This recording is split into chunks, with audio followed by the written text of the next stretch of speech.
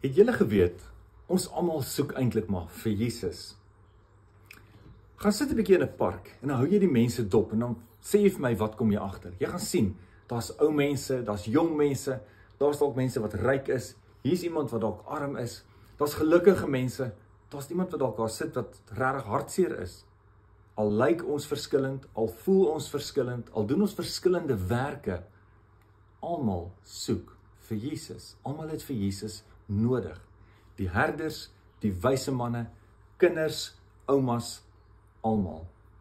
Lees saam met my in Matteus 2.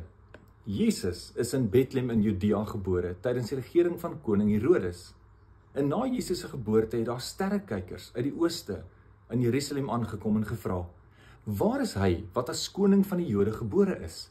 Ons het sy ster sien opkom en ons het gekom om aan hom hulde te bewys."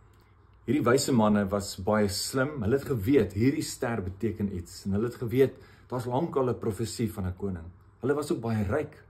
Hulle het besluit, ons wil hom sien. Ons wil hierdie koning ontmoet. Ons gaan ver reis om hom te kry. Die herders was weer hierdie doodgewone ouens wat net hier buite die dorp wag hou in die veld. So God se uitnodiging is vir almal. Wat is die ster vir jou hierdie week? Hoe kan jy Jesus hierdie week soek op jou eie manier? Kom ons bid daarvoor. Jesus, dankie dat U my ook nooi om U te ken.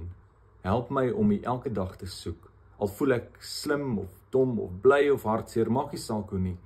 Dankie dat U vir almal lief is. Amen.